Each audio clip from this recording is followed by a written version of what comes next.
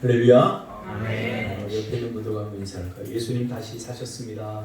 예수님 다시 사셨습니다. 나도 다시 살아났습니다. 나도 다시 살아났습니다.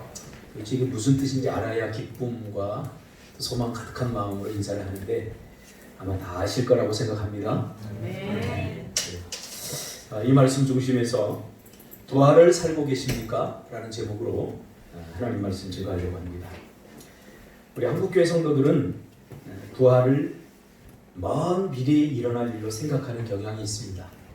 부활, 그러면 예수님이 재림하시고 이제 그때 부활한다라고 하는 그런 관념들, 개념들을 많이 갖고 있는 것 같습니다. 뭐 틀린 것은 아닙니다. 그런데 우리가 좀 더 이 부활을 확장해서 생각해 볼 필요가 있습니다. 그래서 예수님이 다시 재림하심에 초점을 맞추고 우리가 살아가죠. 그러다 보니까 이단들이 유독 많은 그런 나라가 우리나라입니다. 예수님이 다시 오실 때 모든 육신적으로 죽었던 자들이 다시 살아난다고 그렇게 생각을 합니다. 그러나 이렇게 생각하는 것은 부활을 한 반쯤, 절반쯤 이해하고 있는 것입니다. 성경에서 말하는 부활은 here and now, 지금 여기에 문제임을 분명히 드러내고 있습니다. 우리를 구원하신 주님이 우리를 왜 바로 하늘나라로 데려가지 않고 지금 여기에 남겨놓았을까요? 그리고 부활은 지금 여기에 남아있는 우리에게 어떤 의미일까요? 이게 더 중요하다는 사실입니다. 물론 우리가 죽으면 다시 예수님이 오시면 당연히 부활하죠. 그건 결과로서 당연한 거. 그게 너무 거기에 매일 필요가 없어요. 중요한 건 뭐냐면 지금 여기서 살아가는 우리에게 이 부활은 어떤 의미인가? 이게 더 중요하다는 사실이죠. 그래서 성경은 here and now, 지금 여기에 문제임을 우리에게 분명하게 말하고 있습니다. 그 대표적인 성경의 그 부분이 바로 나사로의 죽음을 다룬 요한복음 11장입니다. 나사로가 죽고 나서 예수님은 나사로를 만나러 갑니다. 나사로가 죽기 전에 살릴 수 있는 기회가 있었음에도 불구하고 굳이 예수님은 나사로가 죽은 다음에 나사로를 만나러 갑니다. 그때 마르다와 예수님이 이야기하는 장면이 나오죠. 21절에 보니까 마르다가 굉장히 서운했죠. 왜? 죽기 전에 와야지. 죽으면 우리는 어떤 생각을 갖고 있습니까? 죽음은 끝이다. 이런 생각을 다 갖고 있지 않습니까? 죽음이 끝이 아니라면 아쉬워할 이유가 없어요. 박준석 집사님 죽었다가 다시 확 살아나. 그러면 죽었을 때 울 필요도 없어요. 죽음은 끝이다 라고는 생각이 우리 안에 다 있기 때문에 아쉬워하는 거죠. 슬픈 거죠. 그래서 마르다가 죽은 다음에 오는 예수님을 바라보면서 아주 서운한 마음을 비치죠. 예수님이 여기에 계셨더라면 내 오라비가 죽지 아니하였겠나이다 라고 말합니다. 원망 좀 비슷한 말이죠. 그런데 23절에 보니까 예수님이 이 말을 듣고 뭐라고 답을 하냐면 내 오라비가 다시 살아나리라 라고 예수님이 말씀합니다. 자, 잘 들으셔야 돼요.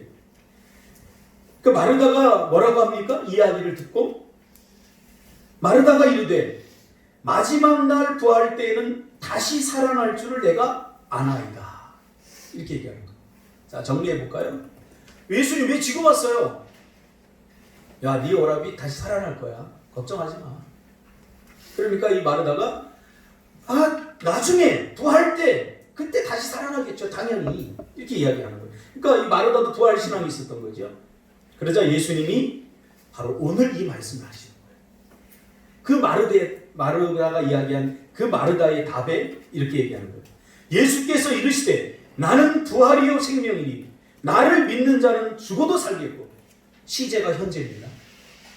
죽어도 살겠고 무릇 살아서 나를 믿는 자는 영원히 죽지 아니하리니 이것을 내가 믿느냐. 할렐루야. 라고 묻습니다. 그러니까 나를 믿는 자는 어떻게 해요? 죽어도 살겠고. 이 말을 우리가 잘 해석해야 돼요.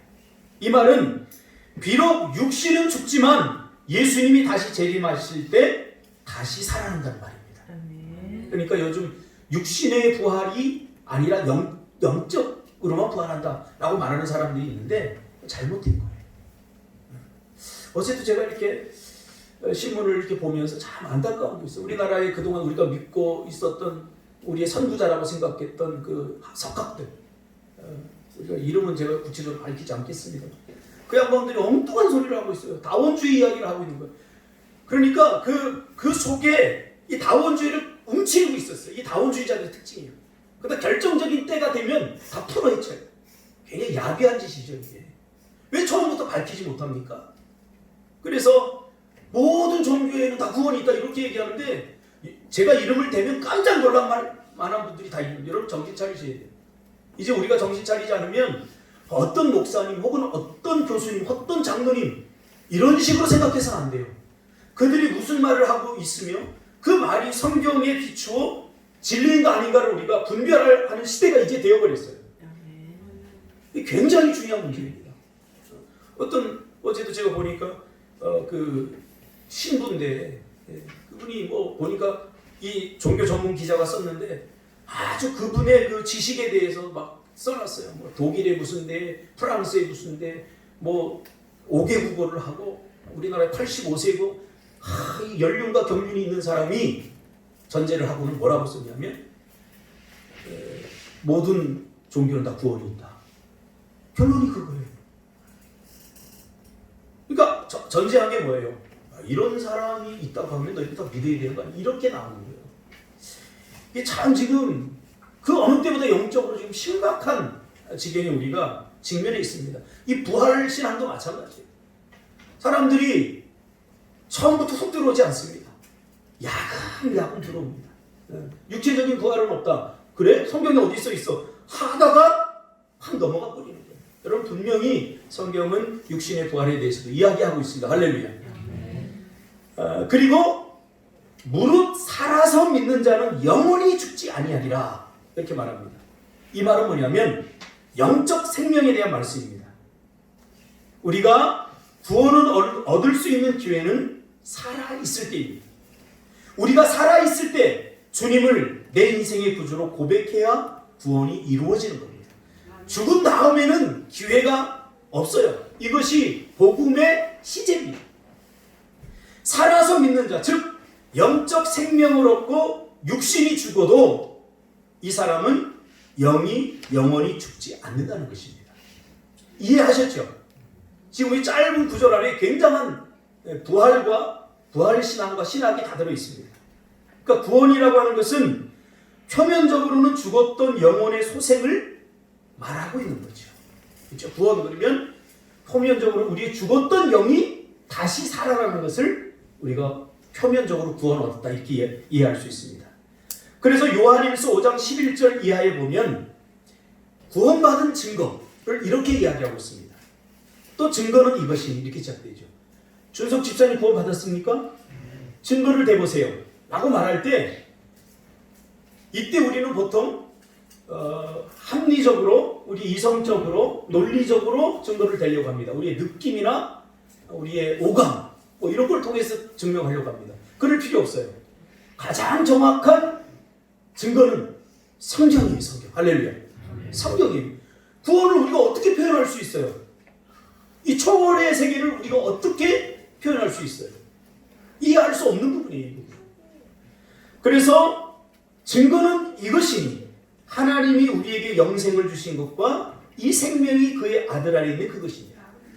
12절에 아들이 있는 자에게 생명이 있고 하나님의 아들이 없는 자에게 생명이 없느니라. 자, 사람은 육체와 영혼으로 구성되어 있죠.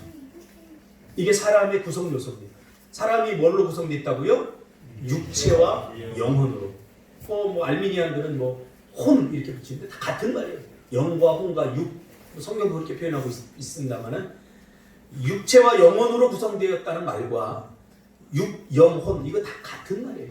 이제 설명하기에 따라서 혼이 좀 또 구체적으로 설명할 수 있지만 이거는 뭐 틀리냐 맞냐의 문제가 아니라 논리의 어떤 시점에 서냐에 따라서 영혼이 더 설득력이 있고 또 혼과 혼을 같이 이야기하는 거 설득력이 있어요. 이게 같은 말이에요. 이건 다른 게 아니에요. 그러니까 사람은 영혼과 육체로 구성되어 있습니다. 이게 이분석이라고 하죠. 그런데 하나님의 형상을 따라 지음받은 우리는 죄로 말미암아 영이 죽어버린 거예요.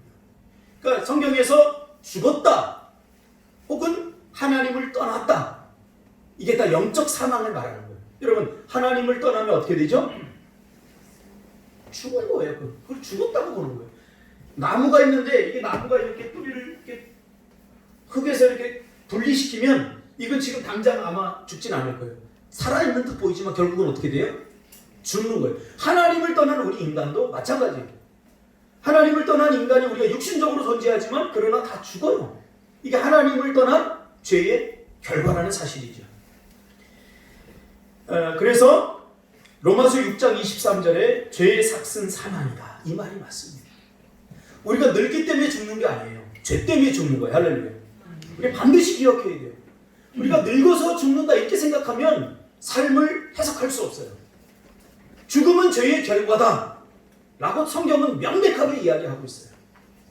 그러면서 은사는 그리스도 예수 우리 주 안에 있는 영생입니다. 로마서 3장 23절에 모든 사람이 죄를 범하였음에 하나님의 영광이 이르지 못한다. 누가 죄인이냐? 모든, 전부가 다 죄인이에요. 그래서 기독교는 뭐예요? 성선설이에요, 성악설이에요? 성악설. 인간은 태어나면서부터 죄인이다. 죄의 DNA가 있다. 어떤 사람들은 성선설이다. 착한데 뭐 살다 보니까 악해졌다, 이렇게 얘기하는데 성경은 분명히 인간은 본래부터 악하다. 죄로 말미암아 악해졌다. 성악설입니다. 죄 때문에 하나님의 영광에 이르지 못하게 된 거예요. 이게 우리의 실존입니다. 이 십자가 사건은 결국 죄로 인해서 죽었던 우리를 다시 살리기 위해서 죄의 대가를 예수님께서 직접 치르신 사건이에요. 이 십자가 사건. 선악과를 만들어 놓고 먹는 날에는 네가 정녕 죽으리라. 그러니까 선악과에 대해서 설명했잖아요. 이 선악과는 피조물인 인간과 조물주인 신의 경계입니다. 우리가 이 선악과를 따먹지 않음으로 인해서 우리의 정체성을 지켜나가는, 나는 피조물입니다. 그걸 따먹는 건 뭐예요? 난 더 이상 피조물이 아닙니다. 나 신처럼 될 겁니다. 우리를 지으신 하나님에 대한 반역 사건, 이것이 바로 선악과 사건이에요. 선악과 사건. 무서운 거죠.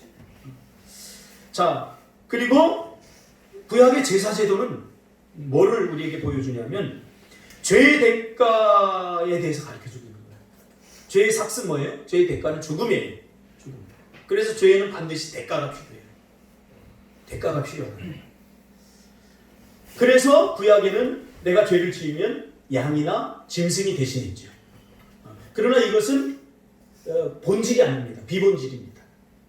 우리에게 보여준 거예요. 보여준 거예요. 앞으로 너희가 너의 죄를 해결하기 위해서는 어떻게 해야 돼? 나 대신 누군가 죽어야 돼. 그게 짐승이야. 그래서 흠없는 양들을 잡아서 죽여요. 그 양을 누가 죽여요? 내가 직접. 내가. 그러니까 내가 죄인이라는 사실이에요. 여러분, 짐승을 죽여봤나요? 끔찍해요. 저는 닭을 죽여봤는데 이게 잘 안 죽더라고요. 근데 살아있는 생명을 죽인다는 게 얼마나 끔찍스러운 일인지 몰라요. 그러니까 사람을 죽인다는 거는, 야, 이게 참 대단한 사람들이네. 인간이기를 거부해야 가능하다는 생각이 들어요. 저희 어머니가 아프셔서 몸보신 하느라고 닭을 한 마리 잡아야 되는데 우리 아버지가 안 계시니까 저에게 50원을 주면서 자루에다 그 닭을 넣고 빨래 망치로 칠해요. 그럼 죽는다고. 아니, 그런 걸 지가 가지고 나한테 시켜. 그래서 묶어놓기까지 했는데 어머니가 하다 못하신 거예요. 세게 쳐야 되는데 여자가 치다 보니까 이게 무섭기도 하고 뭐 두려우니까 못 치는 거예요. 저도 처음에는 아싸 50원이다 그리고서 딱 쳤어요. 뭉클하면서 느껴지는 그 생명을 내가 지금 이거 죽이고 있다는 그 느낌이 막 끔찍스러워요. 끔찍스러워. 다 쳤는데 마치 내가 내 살을 치는 것 같아요. 그래서 어머니한테, 엄마, 나 이거 못하겠어. 그러니까 사람은 돈에 약해.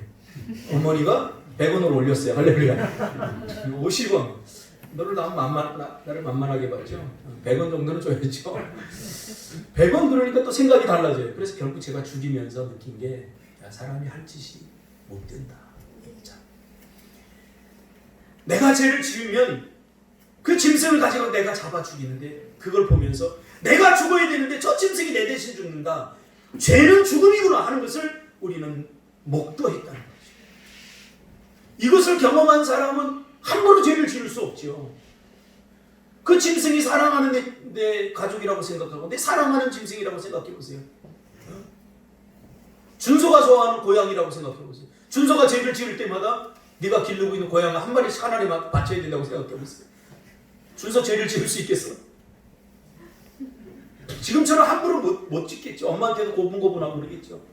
야, 이거 괜찮은데? 그 양으로 다시 돌아가면 좋겠어요. 이 끔찍한 일이에요. 끔찍한 일.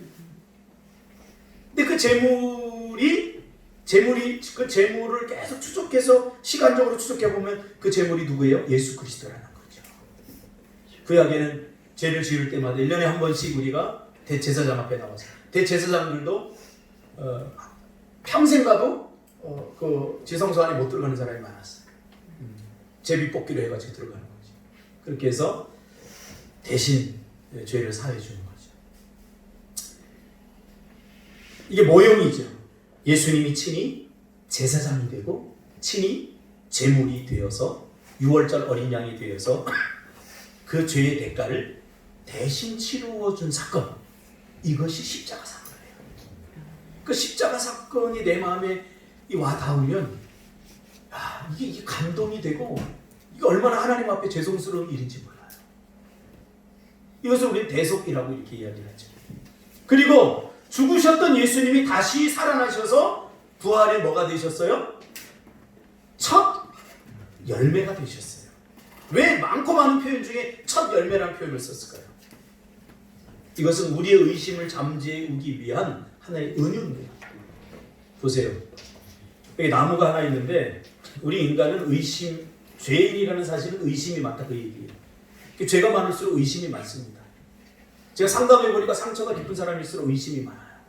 죄가 많은 사람일수록 의심이 많아요. 준석 집사, 이게 사과나무야? 믿으면 안 돼. 너무 고분고분해. 이거 사과나무야? 네. 믿으면 안 된다니까. 이게 어떻게 사과나무예요? 사람 안 믿어요. 이게 무슨 사과나무의 주거지. 안 믿습니다. 근데 언제 믿냐면 사과 열매가 달리면 이게 사과나무구나. 내가 생각하기에 이게 사과나무처럼 안 보이는데 첫 열매가 중요한 거예요. 첫 열매는 모든 의심을 다 사라지게 만들어요. 여러분, 우리가 다시 살아난다고 믿겠어요? 예수님이 말로만 예수님이 죽으셨어, 살아나셨어. 우리도 저처럼 살아나. 시각적으로 보여준 거죠. 부활의 첫 열매가 돼서 그 첫 열매를 보니까 부활이 정말 맞네? 있네? 우리도 저렇게 살아난다. 첫 열매는 그 다음 열매를 보장합니다. 여러분, 우리가 어떻게 돼요? 우리 다시 살아나요. 우리 다시 살아나요. 그때는 패자 부활이 아니에요. 그냥 무패예요. 우리가 패할 수 없는 존재로 다시 살아나게 됩니다. 그러니까 부활이라고 하는 말은 쉽게 말하면 다시 살아난다라는 말이죠. 우리가 언제 다시 살아나죠? 이 중요한 질문입니다. 그러면 우리가 언제 다시 살아나는가? 어떨 수 없네, 준석 집사님. 언제 다시 살아나죠? 지금 다시 살아납니다. 지금? 밑도 끝도 없이 지금 살아나. 오늘 우리가 성경 읽었잖아요. 우리가 언제 살아나요? 홀레, 할렐루야. 너무 감격스러워서 막 말이 꼬이네요. 오케이와 할렐루야가 지금 짬뽕이 돼서 홀레 그랬어요. 오케이. 예수님을 믿는 순간 우리가 살아나는 거죠. 할렐루야. 요한복음 5장 24절이 아주 구체적으로 설명해 주고 있어요. 내가 진실로 진실로 너희에게 이르노니 내 말을 듣고 또 나 보내신 이를 믿는 자는 영생을 얻었고 심판에 이르지 아니하나니 사망에서 생명으로 옮겼느니라. 할렐루야.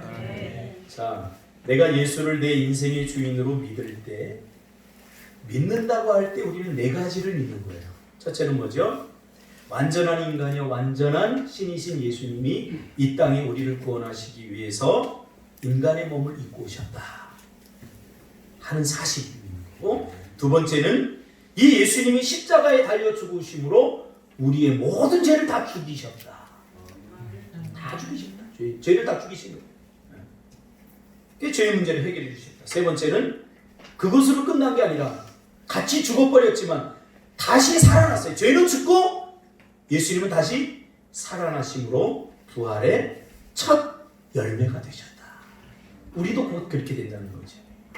자, 그분은 이제 하늘 보좌에 우편에 계시다가 심판주로 다시 재림할 거다. 우리가 예수를 믿는다고 할 때 이 복음 안에는 이 분명한 네 가지 사실을 우리가 믿는 거예요. 할렐루야. 여러분 믿습니까? 이것을 로마서 10장 10절에 보니까 마음으로 믿어 의에 이르고 입으로 시인하여 구원에 이른다고 말하고 있습니다. 이때 우리 시제로 좀 접근해 보면 이렇습니다. 내가 예수를 믿으면 현재 무엇을 얻게 되죠? 영생을 얻는다고. 아니 다른 거 하지 마시고 요한복음 5장 24절 우리가 지금 읽었잖아요. 진실로 진실로 내가 너희에게 이르노니 내 말을 듣고 또 나 보내신 이를 믿는 자는 영생을 얻었고. 이게 뭐예요? 과거예요? 미래예요? 현재예요? 현재 지금. 내가 믿는 것도 현재. 영생을 얻게 되는 것도 지금 현재. Here and now. 여기서 얻는 거예요. 자, 그 다음에 얻었고 미래는 어때요? 심판에 이르지 아니하나니. 우리는 심판받지 않아요. 우린 상급에 대한 것만 심판받지 너 죄인이니 아니냐에 대해서는 우리는 절대 심판받지 않아요. 그러니까 미래에는 심판에 이르지 아니하나니 과거는 우리가 뭐였어요? 사망이었어요. 사망. 이 사망이라고 말할 때 영적 사망을 말하는 거예요. 육신은 멀쩡하게 살아있지만 영이 하나님을 떠나 있는 상태였다는 거죠.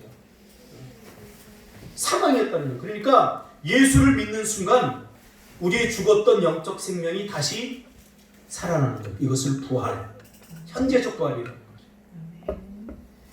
영적 생명을 얻은 우리는 다시 살게 되는 것입니다. 그런 의미에서 우리는 지금 부활을 살고 있는 거예요.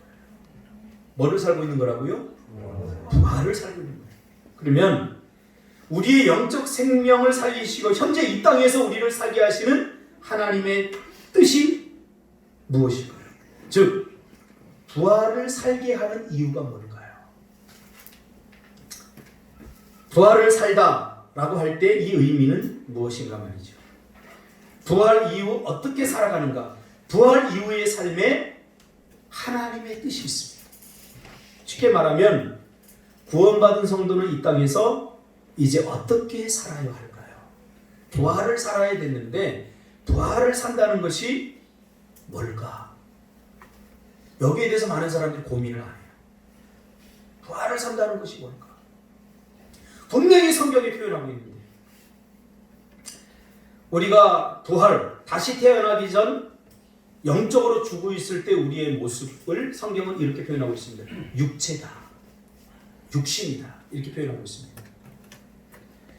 그러니까 영으로 우리가 다시 살아나는 것. 우리가 살아나는 건 영적 부활이죠. 우리가 지금 예수 믿음으로 다시 살았죠. 생명을 얻게 됐죠. 생명을 얻었다는 것은 다시 살아났다는 거예요. 그러니까 우리의 영이 살았다는 건 눈에 보이진 않지만 육신은 여전히 살아있었고 이 영의 출처, 우리를 살게 하신 분은 누구냐? 성령이에요. 성령. 성경에서 이건 이것까지 다루면 아주 복잡해지니까 간단하게 말하면 영의 출처, 우리를 살리신 분은 성령께서 살리신 거예요. 하나님께서 우리 육신을 빚으시고 흙으로 빚으시고 그 코에 생기를 불어넣었죠. 루하흐라고 하는 말이에요. 성령의 생기를 불어넣었다는 거예요. 우리가 이렇게 생명적 존재가 된 것은, 영적 생명의 존재가 된 것은 우리에게는 없었는데 하나님의 생명이 우리 안으로 들어와서 우리를 살렸단 말이에요. 할렐루야. 그게 창조라는 말이에요. 근데 죄로 말미암아 죽었다가 예수님께서 다시 십자가로 죄의 문제를 해결해 주시고 이제 다시 성령을 통해서 우리를 부활시킨 사건. 이것이 구속의 사건이라는 거죠. 이해가 가시죠? 그래서 갈라디아서 5장에 보면 너희는 성령을 따라 행하라. 그리하면 육체의 소욕을 이루지 아니하리라. 여기서 육체란 말은 영적 생명을 상실한 나를 말하는 거예요. 육체의 소욕은 성령을 거스리고 성령은 육체를 거스린다고 2절에서 말씀하고 있죠. 이 둘이 서로 대적함으로 서로 싸움으로 너희가 원하는 것을 하지 못하게 한다고 말씀하고 있습니다. 그러면 19절 갈라디아서 5장 19절에서 말하는 육체의 소욕이 구체적으로 무엇인지, 즉 영적 생명이 죽은 자들이 살아가는 삶의 방식에 대해서 말하고 있습니다. 20절에서 구체적으로 말하고 있는데, 그러니까 영적 생명이 없는 육체에 속한 사람들이 살아가는 삶의 방식, 갈라디아서 5장 20절에 보니까 우상숭배. 이 우상숭배도 영적 생명이 죽은 자들이 하는 거예요. 주술과 원수 맺는 것, 분쟁, 시기, 분냄, 당짓는 것, 분열함, 이단과 21절에 보니까 투기와 술 취함과 방탕함과 또 그와 같은 것들이다. 전에 너희에게 경계한 것 같이 경계하노니 이런 일을 하는 자들은 하나님의 나라를 유혹으로 받지 못할 것이에요. 사도 바울은 로마서에서 이 부분을 이렇게 표현하고 있습니다. 그러니까 영적 생명이 없는 자들을 그 마음에 하나님 두기를 싫어하는 자들이다. 이렇게 표현하고 있습니다. 그러면 그 마음에 하나님 두기를 싫어하는 자들의 특징 똑같습니다. 불의, 추악, 참욕, 악의 가득함, 시기, 살인, 분쟁, 사기, 악독이 가득함, 수근수근, 비방, 하나님께서 미워하는 자, 능욕하는 자, 교만한 자, 자랑하는 자, 악을 도모하는 자, 부모를 거역하는 자. 이 모든 것들이 영이 하나님께 속하여 있지 않고 육체에 속한 자들의 모습이라는 거죠.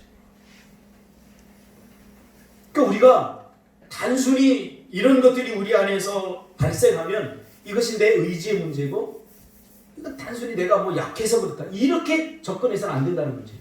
내 의지의 문제와 내 행동적인 무지의 문제, 이렇게 접근해서는 안 돼요. 이거 영적으로 접근해야 돼요. 이런 부분. 엊그제 제가 뭐 이렇게 어떤 분하고 알게 돼서 전도를 하러 제가 갔는데 이분들이 참 마음이 좋으신 분들이에요. 두 부부인데 제가 이렇게 이야기를 하니까 그분이 그래요. 이제 교회 나올 마음이 좀 생긴 것 같아요. 남자분이. 그래서 목사님 뭐 하나 물어봐도 돼요? 예, 물어보세요. 근데 교회 다니면 왜 술을 먹지 말라고 그러는 거예요? 제가 어떻게 대답했을 것 같아요? 할렐루야. 만약에 제가 이분에게 그 마시는 건 죄입니다 이렇게 접근하면 마음이 문을 싹 닫을 거예요. 제가 이렇게 돌려서 이야기했어요. 지금 집사님처럼 마셔도 이렇게 얘기는 안 했지만 이렇게 돌려. 그거 별 문제, 큰 문제 아닙니다. 교회 나오는데, 교회 나오는 데에 큰 문제가 아닙니다. 근데 한국 교회는 그 술이 교회 나오는데 큰 문제가 되게 만들었어요. 제가 인천에 있을 때도 얘기했잖아요. 여러분 술 드시고 교회 나오셔도 됩니다. 괜찮습니다. 자, 이제 그 다음에 문제죠. 교회 나오는데 방해가 되게 하면 안 되는 거예요. 이 술이라고 하는 것이. 사실 그렇게 그 교회에 못 나오게 할 만큼 그런 장애물이 되게서는 안 되죠. 그게 제가 이야기를 했어요. 그런데 이미 그리스도인이 된 우리는 이 문제들에 대해서 좀 심각하게 생각할 필요가 있어요. 내 영이 살아있느냐 죽었느냐 이 문제일 수도 있기 때문이죠. 내 안에 성령이 계신 분, 성령을 따라 행하는 분. 그러면 내 안에 성령이 존재한다는 사실을 우리가 어떻게 알 수 있죠? 이것은 어떤 오감으로 느끼거나 뭐 후각적으로 뭐 이렇게 냄새를 맡을 수 있거나 뭐 시각적으로 볼 수 있거나 그런 게 아니잖아요. 오감이나 이성이나 과학이나 논리, 생각, 인간의 육신적인 감각으로 인식할 수 없는 부분이에요. 성령이 내 안에 있다는 거. 성령이 내 안에 있다는 거 알죠, 여러분? 그거 어떻게 알 수 있어요? 보여줘 보세요. 그러니까 보여주지 못하는 이유가 뭐냐면 세상 사람들은 이런 오감에 의존하고 이성에 의존하고 그렇기 때문에 이 영역은 그런 부분이 아니에요. 이렇게 보여줄 수 있는 부분. 초월적인 부분이고 영적인 부분, 눈에 보이지 않는 부분이기 때문에. 그래서 답답해할 필요가 없어요. 그래서 팀 켈러는 이거를 의심을 의심하라 그렇게 이야기했잖아요.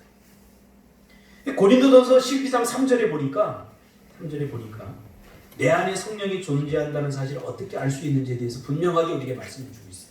고린도전서 12장 3절. 그러므로 내가 너희에게 알리노니 하나님의 영으로 말하는 자는 누구든지 예수를 저주할 자라 하지 아니하고 또 성령으로 아니하고는 누구든지 예수를 주시라 할 수 없느니라. 할렐루야. 여러분이 예수님을 내 인생의 주인입니다 라고 마음으로 믿고 입으로 고백하면 성령이 내 안에서 하게 하신 거예요.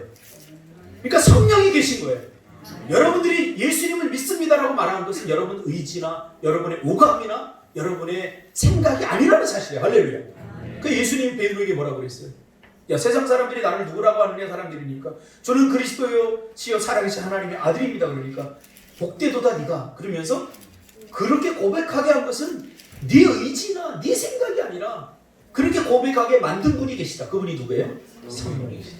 할렐루야. 여러분이 그렇게 고백했다면 여러분이 지금 어떻게 사는 거에 상관없이 여러분 안에 성령이 계십니다. 할렐루야. 이 한 번 오신 성령은 절대 떠나지 않습니다. 뭐 순복음에서는 했다가 들어왔다가 나갔다 들어왔다 나갔다는 성경은 그런 거 없어요. 분명히 이 한 번 오신 성령은 절대 떠나지 않습니다. 근데 왜 떠난 것 같은 느낌을 받을까요? 죄로 인해서 이 성령을 근심케 하거나 하나님의 뜻대로 살지 못하는 우리 자신들을 보면서 성령께서 가슴 아파하셔요. 근데 잠잠하시는 거예요. 성령께서 일하게 하시려면 어떻게 돼요? 죄에서 멀어져요. 하나님이 기뻐하는 것을 행함으로 성령이 기뻐하는 것을 하게 하셔요. 간단해요. 성령이 언제 기뻐하는지 저는 알아요. 기도할 때. 하나님께서 기뻐하는 선택과 그런 순종을 할 때 성령이 내 안에서 춤추는 걸 저는 많이 경험합니다. 제주도 올 때도 성령이 내 안에 춤췄어요. 나는 힘으로 겠지만 저는 그 힘으로 살았어요. 여러분, 그러므로 부활 이후의 삶, 부활의 삶을 가장 잘 설명해주는 성경이 있습니다. 오늘 요거 소개하고 제가 좀 마무리하려고 하는데요. 그러면 부활을 산다는 것이 무언가? 어떻게 사는 것이 부활을 사는 것인가에 대해서 더 구체적으로 설명해주는 성경이 있는데 그 성경은 바로 에베소서입니다. 에베소서. 이 에베소서가 너무 중요해요. 부활을 산다는 것에 대해서 에베소서는 너무 선명하게 우리에게 설명해주고 있습니다. 에베소서 4장 13절에 보면 우리가 다 하나님의 아들을 믿는 것과 아는 일에 하나가 되어 온전한 사람을 이루어 그리스도의 장성한 분량이 충만한 데까지 이르느니. 자, 이렇게 얘기하면 조금 우리가 느낌적으로 안 나올 수 있으니까 유진 피터슨이 현대 어르다가 감성적인 언어로 번역을 한 번역본을 제가 읽어드릴게요. 유진 피터슨의 메시지 성경을 보면 하나님은 우리가 충분히 자라서 모든 면에서 그리스도처럼 온전한 진리를 알고 사랑으로 그 진리를 말하기를 바라십니다. 그 다음이 중요해요. 야, 이 유진 피터슨이 정말 대단한 사람이구나. 정말 영적인 사람이구나. 그런 것을 제가 깨달은 게 그 다음 번역이에요. 우리는 하나님 안에서 건강하게 자라고 사랑 안에서 강해질 것입니다. 이 번역이 정말 놀랍습니다. 자, 다시 한번 제가 읽어드릴게요. 하나님은 우리가 충분히 자라서 모든 면에서 그리스도처럼 온전한 진리를 알고 사랑으로 그 진리를 말하기를 바라십니다. 그 바라시는 최종 목적이 뭐예요? 우리는 하나님 안에서 건강하게 자라고 사랑 안에서 강해지는 것. 이것이 오늘 이 본문에서 말하는 온전한 그리스도인이에요. 온전한 그리스도인은 뭐냐? 에베소서에 의하면 하나님 안에서 건강하게 자라고 사랑 안에서 강해지는 것. 이것이 뭐라고요? 온전한 그리스도인이라는 거예요. 온전한 사람. 이 온전한 사람은 바로 부활을 사는 사람이다 라고 에베소서에서 말해주고 있어요. 즉 하나님 안에서 건강하게 자라고 사랑 안에서 강해진 사람으로 사는 것. 이것이 바로 부활을 사는 거예요. 오늘 우리의 문제가 뭐예요? 건강하지 못한 그리스도인이죠. 건강하지 못한 그리스도인이 쏟아내는 여러 가지 불법들, 불이든 이게 문제이지 않겠습니까? 그것이 세상으로 하여금 지탄을 받게 하지 않습니까? 건강하지 못하기 때문에. 근데 건강하고 온전한 사람이라는 부활을 산다는 것은 하나님 안에서 건강하고 하게 잘하고 사랑 안에서 강해집니다. 이 사랑 안에서 강해진다라고 하는 표현이 약간 은유적 표현인데 뭐든지 사랑하는 사람 그런 뜻이에요. 요 정도? 아니야. 강한 사람 있잖아요. 강한 사람. 잘 쓰러지지 않는 사람. 미움과 시기가 와도 사랑을 포기하지 않는 사람 이런 뜻이에요. 사랑이 여러분 강해지시길 바랍니다. 함부로 미워하지 못하도록 그렇게 나를 사랑으로 강하게 해야 됩니다. 어떤 사람이에요? 그래서 손양원 목사님은 자기 자식을 죽인 그 자식의 친구를 자기 양아들로 삼았어요. 이것이 사랑으로 강했기 때문에 가능한 거예요. 사랑이 강해지면 미움이 틈타지 못합니다. 미워하지 않으려고 하는 것이 아니라 여러분 사랑으로 강해지기 바랍니다. 이것이 바로 부활을 사는 거예요. 고린도전서 13장 11절에서는 이 부활을 사는 사람을 또 다르게 표현했는데 장성한 사람이라고 표현했어요. 장성한 사람. 성숙한 사람 그 말이에요. 성숙한 사람. 그러면서 이렇게 말해요. 내가 어렸을 때는 말하는 것이 어린아이와 같고 깨닫는 것이 어린아이와 같고 생각하는 것이 어린아이와 같다가 세 가지 부분이죠. 말, 깨달음, 생각. 이걸 보면 성숙한 사람인가 미숙한 사람인가를 분별할 수 있어요. 그렇죠? 어떻게 말을 하는가? 잘 깨닫는가 못 깨닫는가? 이런 부분들이죠. 우리는 하나님 안에서 자라야 합니다. 어떻게 해요? 건강하게 자라는 것. 이것이 부활을 사는 거예요. 하나님 안에서 이 말은 하나님 안에서 건강하게 자라는 것. 이 말은 하나님 안에서 그 말. 엔 그리스도 안에서 이 말은 말씀 안에서 이렇게 바꾸어도 돼요. 그러니까 부활을 사는 사람은 말씀 안에서 사는 사람이죠. 말씀 안에서. 여러분 자란다는 것은 쉽지 않습니다. 그래서 낳는 것은 순간이지만 자라는 데는 평생이 걸린다고 말하지 않습니까? 우리 그리스도인들이 조급해하지 마세요. 내가 딱 오늘 예수 믿고 몇 년 예수 믿지 않았는데 나는 왜 저렇게 안 될까? 조급하지 마세요. 우리는 계속해서 지금 자라가고 있는 거예요. 자라는 거예요. 어떻게 해요? 그리스도의 장성한 분량을 일으키니까. 이 말은 뭐냐면 예수님처럼 자라가는 거예요. 여러분 우리 교회에 예수님이 온다면 예수님이 목회자라면 모든 게 다 끝나버려요. 그렇게 생각할 수 있지만 절대 그렇지 않습니다. 중요한 건 뭐예요? 내가 부활을 살아야 된다. 내가. 먼저 태어나고 그 다음 자라는 거죠.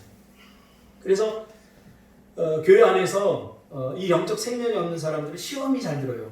말씀에. 왜? 이 나무가 죽었어요. 제가 직접 경험한 건데 이 나무가 죽었는데 저 죽은 주물로 계속 물을 줬어요. 그리고 빌빌거리니까 뭐를 했어요? 영양분들과 꽂아놨어요. 그러니까 더 잘 썩더라고요. 확 죽어버려요. 영적 생명이 없는 자에게 하나님의 말씀이 들어오면 빨리 썩습니다. 빨리 이탈하게 됩니다. 그래서 하나님의 말씀이 시험이 될 이유가 하나도 없어요. 나를 살리는 말씀이고 나를 강건하게 하는 말씀이고 사랑해서 강하게 해주는 말씀인데 그렇죠? 그러므로 예배소서는 사실 교회론 아닙니까? 교회론입니다. 예배소서. 무엇을 교회라고 하는지를 우리가 또 알아야 돼요. 교회가 뭐죠? 뭐를 교회라고 해요? 에클레시아. 세상으로부터 부름받은 사람들의 모임, 에클레시아, 교회죠. 뭐 그렇게 어렵게 단어적으로 설명한 거예요. 이거는 조금 더 실전적으로 설명하면, 성경적으로 설명하면 교회는 바로 내가 교회예요. 할렐루야. 예수 그리스도가 교회잖아요. 교회 모형이잖아요. 그 예수 그리스도의 영이 내 안에 들어왔잖아요. 그래서 내가 교회가 된 거예요. 그래서 나는 그 찬양도 있잖아요. 우리는 주의 움직이는 교회. 내가 교회가 된 거예요. 그러므로 교회의 성숙은 바로 교인인 나의 성숙으로부터 시작되는 거예요. 사람들이 그래요. 저 교회는 나빠. 그럼 자기가 나쁘기 때문에. 저 교회에 사랑이 없어. 자기가 사랑이 없기 때문에. 왜? 내가 교회이기 때문에. 그러니까 좋은 교회를 만들려면 내가 좋은 교회가 되면 돼요. 사랑이 넘치는 교회를 만들려면 내가 사랑이 넘치면 되는 거예요. 사랑이 강해지면 되는 거예요. 도대체 어디서 누가 하는 거예요? 좋은 교회 만들기는 누가 하는 거예요? 하는 게 아니에요. 여러분들이에요. 저는 우리 교회가 너무 좋은 교회라고 저는 말할 수 있어요. 왜 그러냐면 여러분들이 너무 좋기 때문에. 거짓이 없어요. 이 말은. 얼마나 하나님 앞에 순전한지 몰라요. 그것은 내가 지금 그리스도 안에서 자라간다는 것을, 부활로 살아간다는 것을 보여주는 거예요. 생각해보세요. 예수님 같은 사람이 여기 한 분 오시면 우리가 얼마나 행복하겠어요. 그분은 돈도 안 떼먹죠. 그분은 내가 무슨 말을 해도 인상 안 쓰죠. 나를 위해서 먼저 섬겨주죠. 그 예수님이 한 분 오시면 이 공동체가 얼마나 멋지겠어요. 저는 주영 집사 한 사람이 우리 교회에 왔는데 내가 행복하더라니까. 할렐루야. 왜? 주영 집사 불 꺼줘. 네. 못해요. 이런 말 한 번도 안 얘기했죠. 어제는 제가 너 닭 너 혼자 처먹냐? 그랬더니 또 닭을 한 마리 사갖고 왔어요. 할렐루야. 예수님 아니에요? 우리는 다 섬김을 받으려고 하지 섬기려고 안 한단 말이에요. 그러니까 힘든 거예요. 힘들어지는, 인생이 힘들어지는 거예요. 교회는 서로 섬겨줘야 돼요. 이런 모습으로. 이게 부활을 사는 거예요. 부활을 사는 거예요. 고린도전서 3장 16절에 보면 너희는 너희가 하나님의 성전인 것과 하나님의 성령이 너희 안에 계시는 것을 알지 못하느냐. 교회의 성숙, 즉 나의 성숙을 위해, 나의 부활의 삶을 위한 안내서. 이게 바로 예배소서예요. 예배소서 한번 읽어보세요. 그런 관점으로. 얼마나 은혜가 됩니까? 어제도 명균 집사하고 이렇게 이야기하다가 명균 집사가 막 은혜를 나누면서 저한테 울더라고요. 제가 그래서 이야기해도 되나? 이야기했는데 뭐 어쩌라고. 그래서 저도 같이 울었어요. 명균 집사가 받은 그 은혜가 너무, 그 마음, 그 은혜 받은 마음이 나한테 느껴지니까 나도 그냥 같이 울었어요. 30에 50에 남자들이 뭐 하는 짓인지. 여러분, 울고 싶으면 우세요. 내가 그 전도하려고 했던 사람들, 제가 이제 복음을 전하고 이렇게 하니까 너무 좋았나 봐요. 우리 집까지 따라왔어요. 할렐루야. 차 한 잔 달라고 해서 제가 집에 들어가 차를 이렇게 마시면서, 사실 외부에서 이렇게 왔는데 그 이효리 옛날에 살던 바로 집 앞에 아이유가 묵었던 숙소 거기 묵더라고요. 1년 살기를 하더라고요. 근데 그 남편이 저한테 얘기하는 거예요. 목사님, 그분도 인천에서 왔어요. 인천에 있을 때는 싸우면 뭐 친구들 만나고 술도 한잔 여기저기 다녔는데 여기 오니까 싸워도 갈 데가 없어요. 옆집에 개새끼가 5마리 있는데 매일 짖어대는데 주인은 없고 스트레스 받아 죽겠어요. 어떻게 되는지 행복하려고 하는데 너무 힘들어요. 그래서 제가 이야기해 줬어요. 표현을 하세요. 개들이 짖으면 얘 개새끼들아 조용히 이거 한마디라도 하세요. 애들 같이 이건 어른 상담한 거야. 그걸 꼭 이렇게 눌러두면 이거 해야 돼요. 그러니까 아무도 안 보니까 이렇게 하셔도 돼요. 우리 집에 저기 샌드백에 매달아놓은 거 제가 이야기했어요. 나도 누구 미운 사람에서 한 번씩 때리면 해가지고 좋다고 그랬습니다. 여러분, 그런 걸로는 해소가 안 돼요. 중요한 건 뭐죠? 우리가 부활을 살아야 돼요. 성숙해져야 돼요. 성숙해져야 돼요. 다 담을 수 있어요. 이런 조그만 강에는 거센 파도를 담아낼 수 없거든요. 그러니까 요동치는 거예요. 저 사람이 미운 이유가 뭐예요? 저 사람이 미운 짓을 하기 때문에 미운 게 아니라 내가 미운 그 사람을 담아낼 그릇이 작기 때문에. 제가 언젠가도 얘기했죠. 제가 백령도 가서 낚시를 하러 배를 타고 나갔어요. 갑자기 오줌이 많이 온 거예요. 그 조그만 배라, 뭐 한 10명도 안 타는 배라 화장실이 없어, 이 배에. 그 뒤로 가가지고 제가 현석을. 근데 오물 같은 거 바다에 버리기도 해. 그래서 제가 배 뒤로 가서 쉬를 했어요. 오줌이 무슨 색깔? 노란색인데 떨어지는 순간 파란색으로 바뀌어요. 왜? 바다가 워낙 넓으니까 내 노란 오줌이 이 영향력을 못 발휘하는 거예요. 이 조그만 오줌. 내가 넓어져야 돼요. 독수리는요, 옆에 참새가 와서 짹짹거리면 까불려고 같이 안 맞섭니다. 확 날아올라서 날개를 들고 쭉 올라가요. 어디까지? 참새가 못 오는 지경까지 날아올라요. 우리 영적으로도 마찬가지. 이게 건강한 삶이에요. 세상 사람들이 교회를 욕하죠. 지금 예배를 갖고 트집 잡잖아요. 신경 쓰지 마세요. 우리가 할 일 하면 돼요. 우리가 뭐 잘못된 일을 하고 있습니까? 아니잖아요. 다만 저렇게 마스크를 쓰고 우리가 지켜야 될 거. 왜 예배를 못 드리게 하죠? 뭐 이유가 없어요. 그럼 회사도 못 나가게 해야죠. 왜 그러냐면 기독교인들이 이 위생 관리를 잘 안 하기 때문에. 어떤 교회 보니까 막 마스크 안 쓰고 예배, 그러면 안 돼요. 그럼 예배 드리면 안 돼요. 그렇게 하면 철저하게 소독도 하고 마스크 쓰고 이렇게 해서 예배를 드리면 무슨 문제가 생길 수 있겠어요? 부활을 사는 것은 온전한 사람, 성숙한 사람을 목적으로 살아가는 것인데 이것을 가능하게 하는 게 있어요. 성령이 가능하게 해요. 내 의지로 안 돼요. 부활을 사는 것은 내 의지로 안 돼요. 여러분, 이게 포인트입니다. 자꾸 내 의지로 뭔가를 하려고 해요. 이게 무슨 뜻인지 여러분 빨리 깨달았으면 좋겠어요. 우리는 그저 성령의 인도함을 따라 순종하는 것. 그때 부활을 살게 되는 거고, 부활의 소망이 여러분의 마음과 여러분의 삶에 가득 넘치게 되는 거예요. 저는 이런 생각을 해봐요. 만약에 제주도로 하나님께서 오라고 하셨을 때 내가 끝까지 불순종했으면 내가 인천에 지금 어떤 모양으로 살고 있을까? 이렇게 행복하진 않을 거라고 생각해요. 지금도 여전히 돈에 쪼달리고, 지금도 여전히 외로움과, 지금도 여전히 어떤 어려움들이 있고, 육신적으로, 정신적으로 힘든 부분이 있지만, 그러나 저는 너무 행복해요. 네. 성령이 내 안에 계시고, 제 안에는 부활의 소망이 있고, 또 부활을 살고 있기 때문에. 제가 조금씩 자라가는 것 같아요. 얼마나 좋은지 몰라요. 자라가는 모습을 내가 알아요. 옛날 같으면 내가 준석 집사도 불러다가 한 달까지 할 것 같은데 그 진짜 그게 이뻐 보여요. 어제도 고사리 팀들이 고사리 꺾어가지고 뭐 하는데 저분들 좀 맛있는 거 좀 해줄 거 없을까 그러다가 고구마를 구워줘야 되겠다. 근데 나한테는 없어갖고 준석 집사 고구마 좀 줘 그랬더니 네 목사님 가져가세요. 근데 조금 이따 전화가 왔더라고. 고구마가 두 군데 있는데 이쪽 거는 맛이 없으니까 이쪽 거 드세요 그러더라고. 나는 다 먹으려고 그랬는데. 머리 쓰면 안 돼? 그래서 이쪽 것은 맛이 없으니까 이쪽 거 가져가세요. 그래서 제가 준석 집사를 의심하고 반대로 했어요. 반대로.